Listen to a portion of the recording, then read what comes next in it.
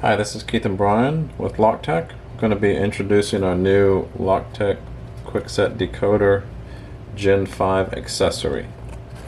It's going to come in this box. Part number is LT-G5-123D. Alright, and this is going to be designed to use in conjunction with your Smartkey decoder, which of course is this. And you will use it to decode the 1s, the 2s, and the 3s that the scope cannot decode on the Gen 5 locks. Okay, this is what's in the box. You've got the tool itself in a protective case. It's going to be tied to your new chart, which has the part number on it, what it is, some brief directions on usage, and on the back side it's got your new depths for the Gen 5 locks. So as you can see, the 1s, the 2s, and the 3s are what's causing the issue with the Gen 5. They all look the same from using the scope, which is here. And that's where this tool comes into play, is it decodes the 1s, the 2s, and the 3s. Using the scope with the new card, you can still identify the 4s, the 5s, the 6s, and now even the 7s. So what you'll do is you'll use the scope to decode the lock as much as you can, and then you'll go back and decode the 1s, the 2s, and the 3s with this tool here.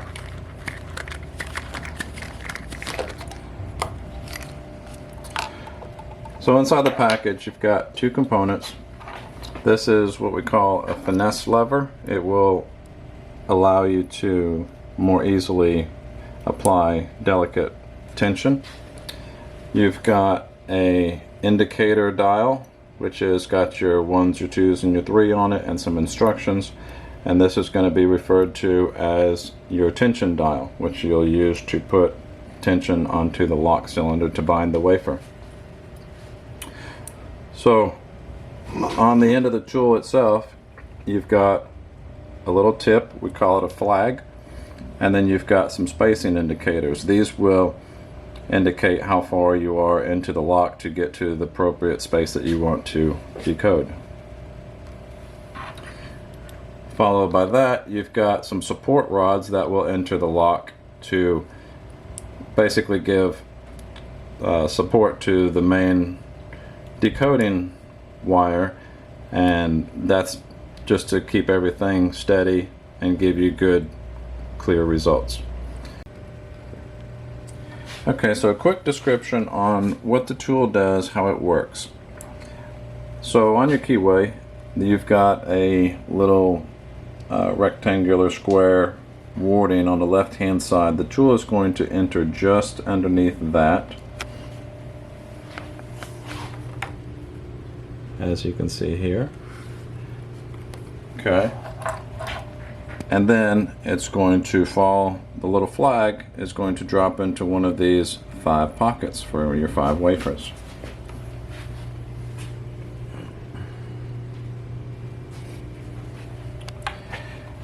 So I think you can see this in the lighting. We'll try.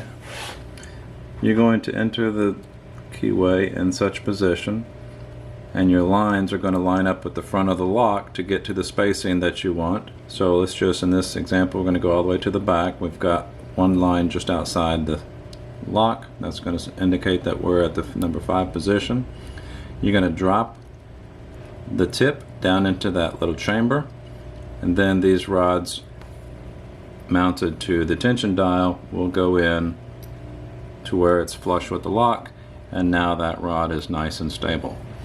When you use the indicator dial, you can see that little tip, it's going to go over and contact that wafer, and that's what's actually giving you the reading of what depth that wafer is.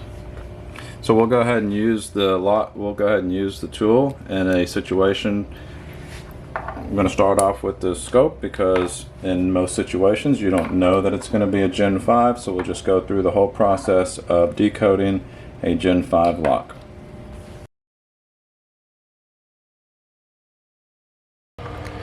Alright, so we've got a lock here. It happens to be a Gen 5, but we do not know it's a Gen 5 yet. So we're going to start off acting like it's a regular Gen 1 through 4 Kwikset using our original chart and our Kwikset Smartkey decoder. So we'll go ahead and put it in the lock, just like we would read any other. Enter it all the way, look at our chart, and the first thing you notice is it doesn't look like anything on the chart. That's going to be a clear indication that this is a Gen 5 lock. So from that point, we would go get our chart that comes with our Gen 5 tool, and then start using that to decode the block using the decoder, the scope. So as you can see, this position, which is in all the way, so it's number 5 position, looks like the 1, the 2, and the 3. Doesn't look like a 4. None of the other ones are even close. So what we would write down for position 1 through, or position 5 would be 1 through 3. So we know that that position is a 1 depth, a 2 depth, or a 3 depth. So I'm going to save some time and not use the spacers. You're welcome to use the spacers. So we're going to back out to the next position. Alright, there's our next position. That one, looking at the chart, would be a 6. So I'm going to write down a 6 for the number 4 position. Moving out to the next one. Alright, it looks like another 1 through 3. Moving out to the next one. Another 1 through 3. And then finally out to the last position, which looks like another 1 through 3. However, if you come back into these, you can see that there's a bigger gap down here at the bottom. So they are very close to what you would see on a 1 through 3. However, there's a few key indicators that will give it away that it's a number 4. And that is the spacing from this ridge here to this ridge here to this ridge here are different. These are closer together, these are farther apart. And you'll see that on the chart too. These are very close together, these are farther apart. So that's the one right before the big cavity. You'll also see typically a black, just a black area down underneath it like you do here on the 4. On a 1 through 3, you'll get some light reflection down here. So the biggest ways to tell the difference is this gap right here from this ridge to this ridge is shorter than what you see on the 1 through 3s. So that's going to be a 4. Go ahead and take it out. So we've decoded as much as we can using the scope. Turn it off.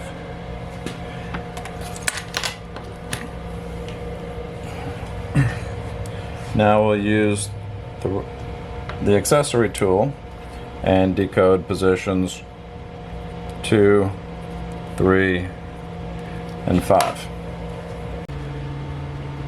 Okay, we're here at our lock. We've got to decode positions 2, 3, and 5 after using our scope.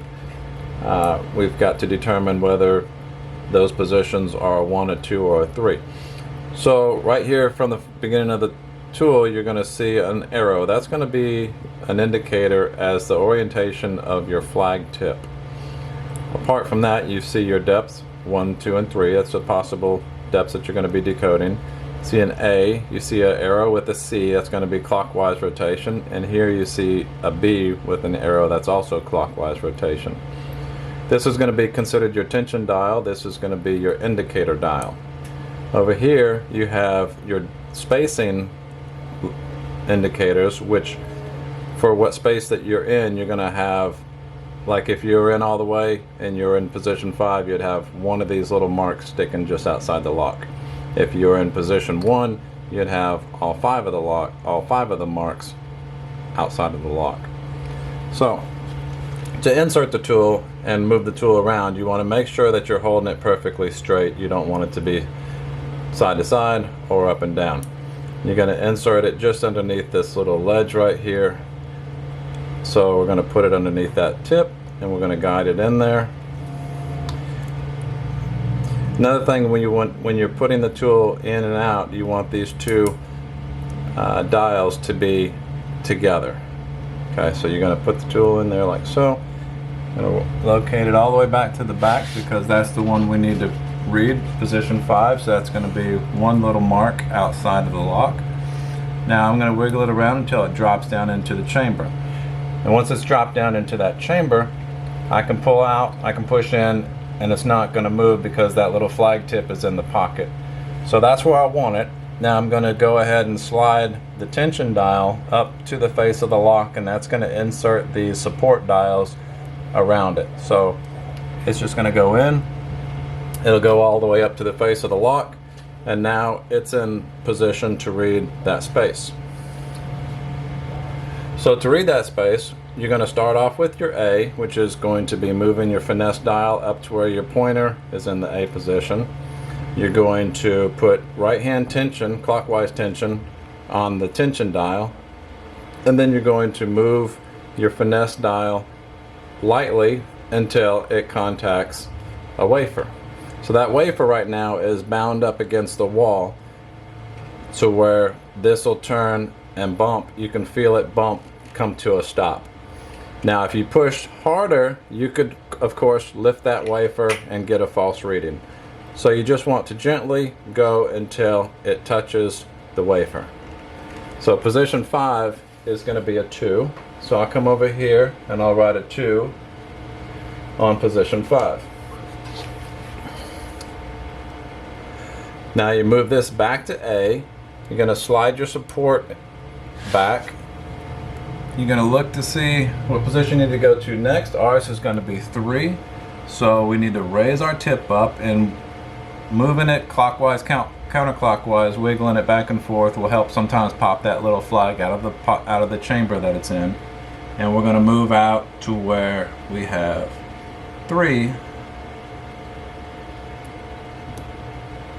Let's see, that's 1, 2, 1 more. Okay, so now we've got 3 of the little indicators outside of the lock. That should mean we're in position 3. We're not moving in or out, so we should be down in our pocket. I'm going to go ahead and slide the support rods in behind it again to where it's up against the face of the lock. Now we're ready to read again. We're going to start off with our A, go to B, and then again we're just going to rock this down until it comes to a stop. It's coming to a stop at 3. So for position 3, we would write down a number 3. Again, bring it back to A. That's going to orientate your flag tip to where it's straight up and down inside the lock. You're going to bring back the support rods, and we're going to lift the lifted flag tip out of that chamber so that we can slide it out. I'm going to come out 1 position. So now that we've got 4 of those little indicators outside of the lock, I'm going to go ahead and slide our support rod back up against the lock. Go to A, right hand tension again for B, and then C. It's going to stop at the 1. So that's going to tell us that that position is a 1. So as you can see over here on our chart, our final key is going to be 41362. Alright, so I'll just take the tool out of the lock, same way, go back to A, bring the support rods out, lift the tip up by wiggling the lock back and forth, making sure we're still straight, and just slide the tool out. And we've already got a key cut to save some time for this, and just put it in the lock, and you can see it operates the lock just fine. Alright, so there's our demonstration of the new Kwikset Smartkey Decoder Gen 5 accessory tool. I hope this helps you all out in getting these new locks resolved for you. That's all we got. Thanks.